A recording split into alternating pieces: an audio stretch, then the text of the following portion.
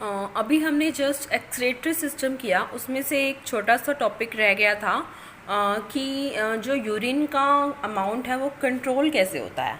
Urine का amount control होता है एक हार्मोन जिसको बोला जाता है ADH। इतना शॉर्ट फॉर्म में आप याद रख लेना, ADH हार्मोन जो होता है इससे क्या है यूरिन का जो अमाउंट है वो कंट्रोल होता है। देखो, जब हमारी ब्लड के अंदर वाटर ज़्यादा हो, ठीक है ना, जब ब्लड के अंदर वाटर ज़्यादा हो तो ये ADH हार्मोन अपने आप ही ज़्यादा अमाउंट में प्रोड्यूस होगा और यूरिन भी क्या होगा, ज़्यादा प्रोड्यूस होगा। इसको बोला जाता है एंटी ड्यूरेटिक हार्मोन।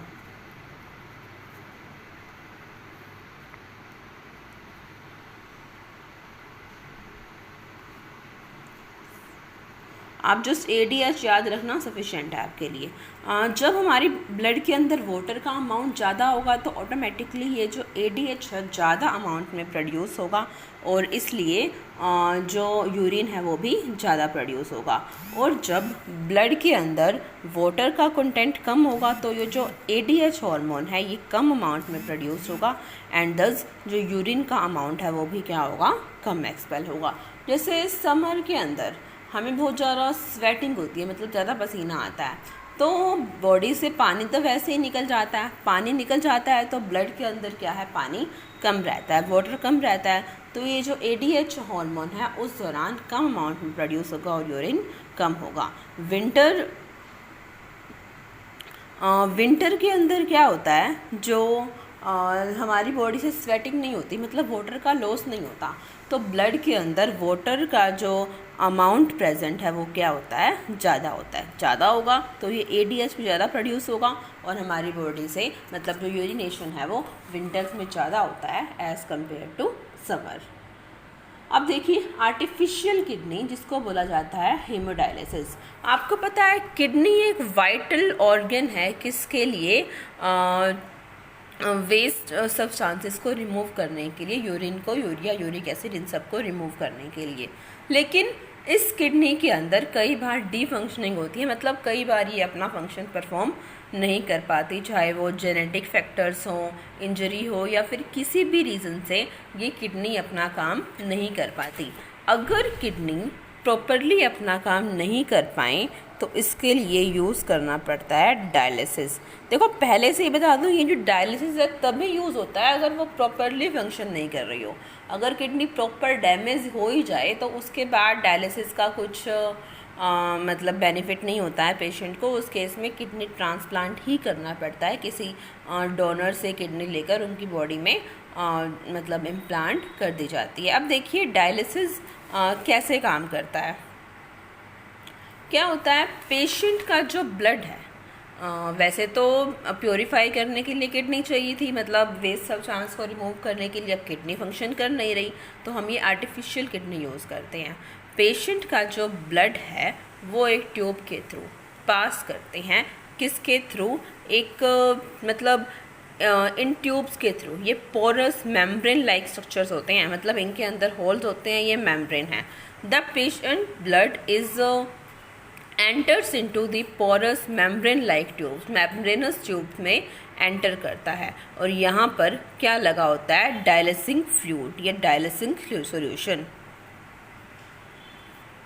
ये जो डायलिसिंग फ्लूइड या डायलिसिंग सॉल्यूशन होता है इसका ऑस्मोटिक प्रेशर सेम ब्लड जैसा होता है, मतलब जिस प्रेशर से ब्लड फ्लो करता है वैसे ही ये फ्लो करेगा इन ट्यूब्स के अंदर से, समझ रहे हो ना। लेकिन इनमें डिफरेंस क्या होता है, ब्लड के अंदर तो यूरिया, यूरिक एसिड मतलब नाइट्रोजीनियस वेस्ट होते हैं, जिस तरह के वेस्ट इस डायलिसिंग फ्लूइड के अंदर प्रेजेंट नहीं होते। तो क्या होता है, by the process of diffusion वो जो वेस्ट सब्सटेंस हमारे ब्लड के अंदर थे वो किस में आ जाएंगे, इस फ्लूइड के अंदर आ जाएंगे। समझ रहे हो ना, डिफ्यूज़न क्या होता है, हायर से लोअर का ट्रांसफ़र होना, मतलब किसी हायर से लोअर कंसंट्रेशन में किसी मटेरियल का ट्रांसफ़र होना।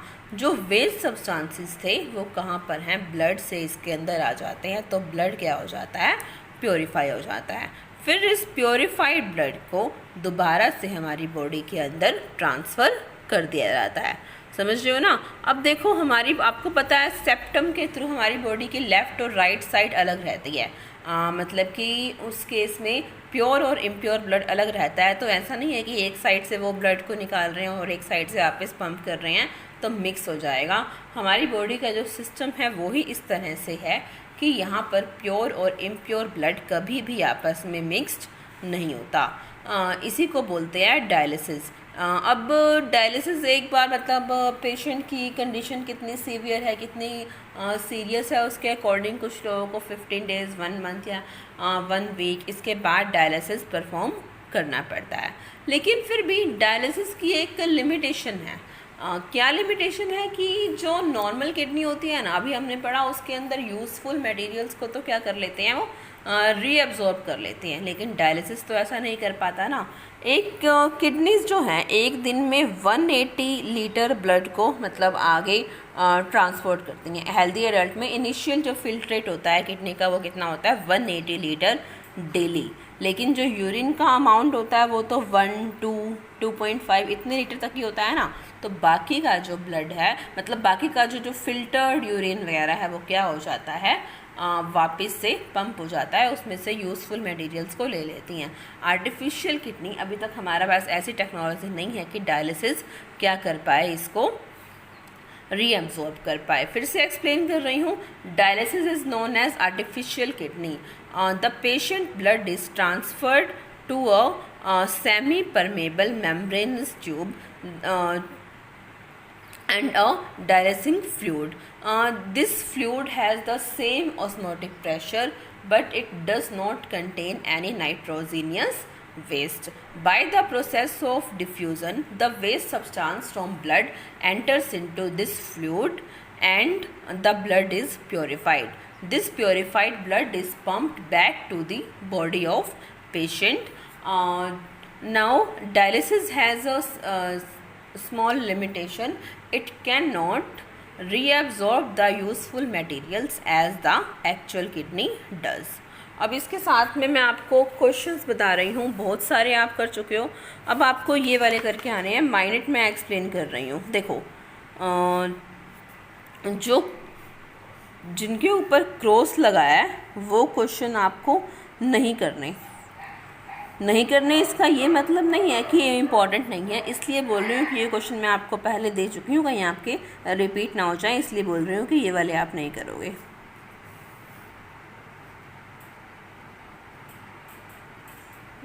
ये तो करना है। देखिए करने वाला में से इस पेज पर तो सिर्फ ये 2 ही क्वेश्चन है।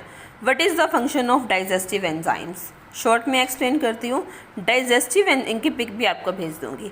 डाइजेस्टिव एंजाइम्स हेल्प करते हैं in breaking down complex food materials into simpler compounds which readily used by animals through absorption and assimilation.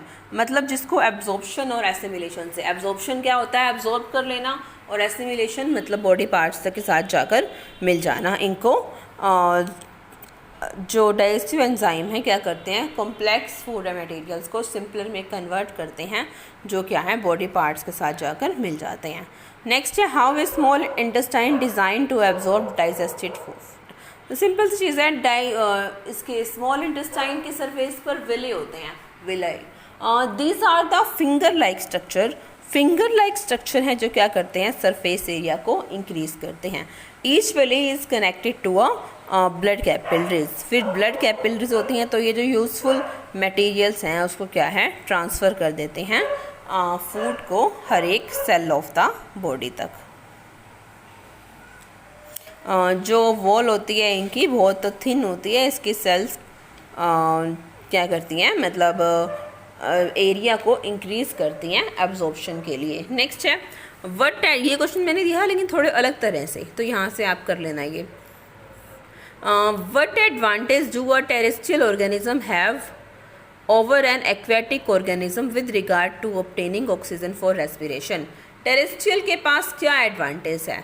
हम टेरेस्ट्रियल मतलब जो लैंड पर रहते हैं, जैसे कि हम लोग, वो ऑक्सीजन कहाँ से लेते हैं, एयर से। एयर के अंदर ऑक्सीजन सफिशिएंट अमाउंट में होती है 21%। तो हम आराम से उसको यूज़ कर सकते हैं। लेकिन जो एक्वेटिक ऑर्गेनिज्म है वो गिल्स का यूज़ करते हैं रेस्पिरेशन के लिए, वाटर में डिज़ोल्व्ड ऑक्सीजन का यूज़ करते हैं। पानी के अंदर ऑक्सीजन का अमाउंट इतना नहीं होता, तो उनको सफिशिएंट ऑक्सीजन नहीं मिल पाती। यही रीज़न है कि उनके केस में जो ब्रीदिंग रेट होता है वो भी क्या है, फास्ट होता है। नेक्स्ट 11 डिफरेंट पाथवेज वाला क्वेश्चन ये हमने किया था उस डायग्राम की हेल्प से। 12 देखिए, how are oxygen and carbon dioxide transported in human beings, कैसे ट्रांसपोर्ट होती हैं। ऑक्सीजन क्या है, मोस्ट ऑफ द 97% जो ऑक्सीजन है कौन कैरी करता है, हीमोग्लोबिन। फिर उसके बाद जो कार्बन डाइऑक्साइड कैसी होती है, by oxy haemoglobin oxygen transport हो जाती है लंग कैपिलरीज के अंदर। 3% ऑफ ऑक्सीजन कैसे आती है, ब्लड प्लाज्मा के अंदर।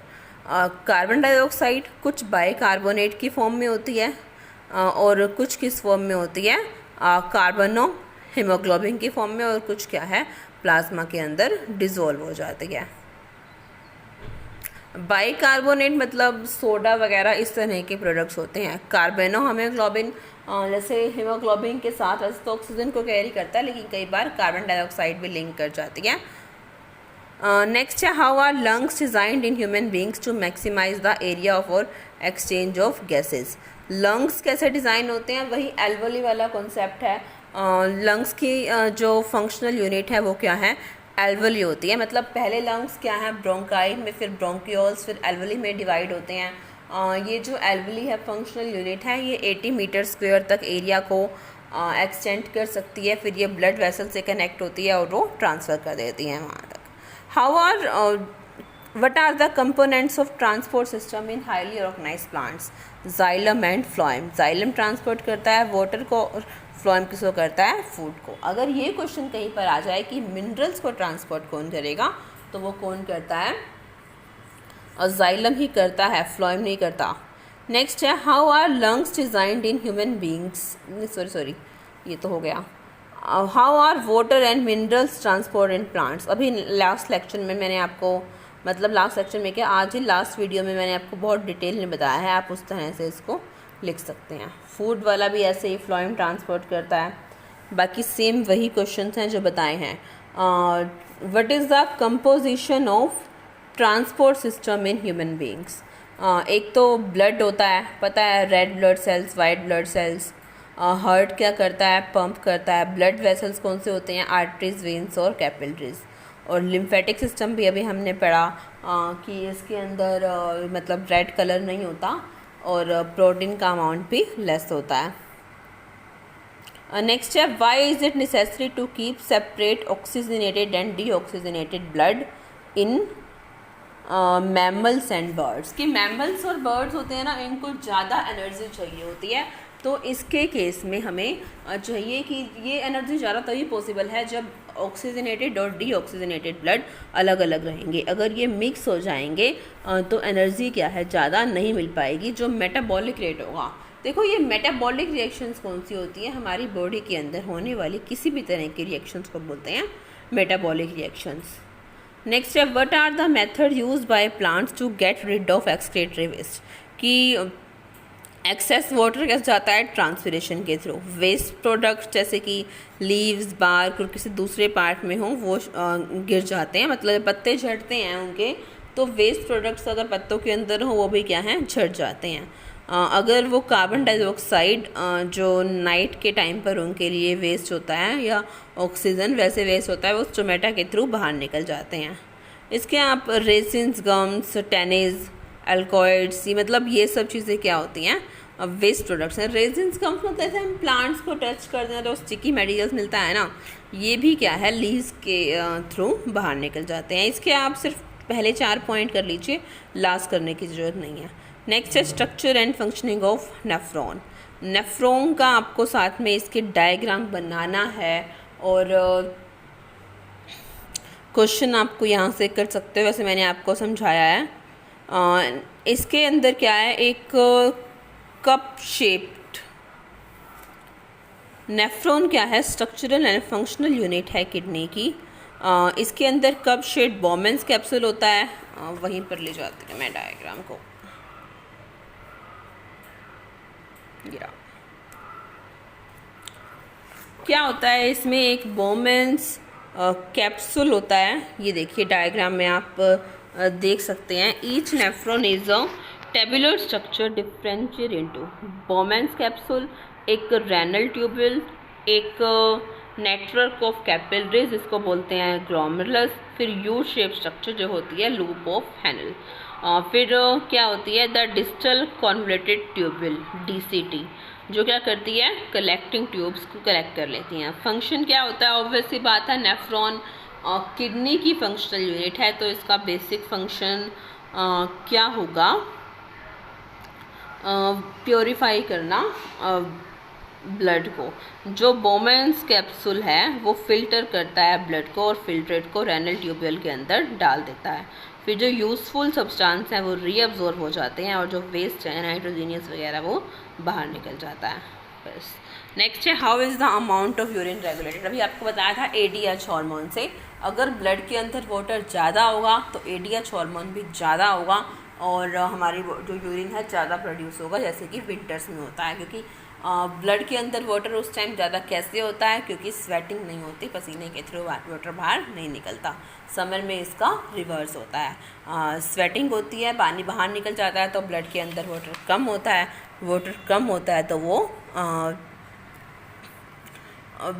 वाटर कम होता है तो ADH भी कम होता है, तो यूरिन का अमाउंट कम होगा। नेक्स्ट ये वन वर्ड, ये तो आप पढ़ सकते हो ना। How are fats digested in human bodies, कैसे होते हैं। फर्स्ट जो इमल्सिफाइड फैट्स हैं, इमल्सिफाइड मतलब फैट्स जब अपना सोल्यूशन बना लेते हैं तो क्या होते हैं वो स्मॉलर ड्रॉपलेट्स के अंदर कन्वर्ट हो जाते हैं। और जो इमल्सिफाइड फैट्स हैं फिर पैंक्रियाटिक मतलब लाइपेज एक एंजाइम होता है, पैंक्रियाटिक लाइपेज ओनली लाइपेज लिख सकते हो, जो क्या करता है फैट्स को कन्वर्ट करता है फैटी एसिड और ग्लिसरॉल में। ओके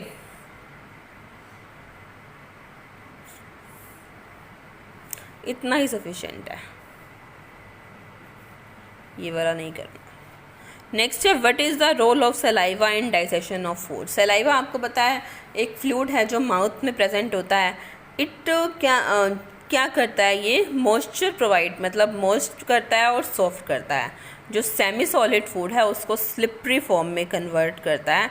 जो सेलाइवरी अमाइलेज है, टैलिन इसका दूसरा नाम है, आप खाली अमाइलेज ही करो। ये क्या करता है सलाइवा के अंदर प्रेजेंट है, ये फूड को सॉफ्ट करने में हेल्प करता है। नेक्स्ट है ऑटोट्रॉफिक के लिए necessary condition carbon dioxide, sunlight, water, पता है आपको।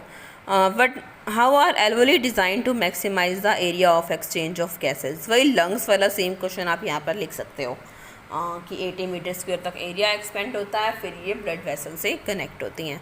नेक्स्ट है what would be the consequence of deficiency of haemoglobin in the blood. Haemoglobin क्या है, एक पिगमेंट है जो ब्लड को रेड कलर प्रोवाइड करता है, ये ऑक्सीजन को कैरी करता है। अगर हीमोग्लोबिन नहीं होगा तो इसका मतलब ऑक्सीजन ढंग से ट्रांसपोर्ट नहीं होगी, कम अमाउंट ट्रांसपोर्ट होगा और पर्सन क्या हो जाएगा एनीमिक हो जाएगा। बोलते हैं ना उसके अंदर ब्लड की कमी है, तो ब्लड की नहीं एक्चुअल उसके अंदर हेमोग्लोबिन की कमी होती है। ब्लड तो क्या है वाटर है, मतलब जब ये ब्लड टेस्ट करते हैं ना तो उसके यूज़फुल कंपोनेंट्स मेज़र करते हैं, समझ रहे हो ना। अब ये जो ब्लड है ये रेड कलर प्रोवाइड करता है, तो पर्सन का जो क्या हो जाएगा वो पेल हो जाएगा, मतलब आप देख सकते हो उसकी बॉडी से कि वो कुछ ना कुछ वीकनेस फील कर रहा है। ओके ये क्वेश्चंस इतने ही हैं। इसके अलावा एक क्वेश्चन था दो क्वेश्चन थे, explain dialysis and excretory system in human beings, वो मैं आपको भेज रही हूँ, उनके साथ में आपको लेकिन डायग्राम बनाने हैं। ओके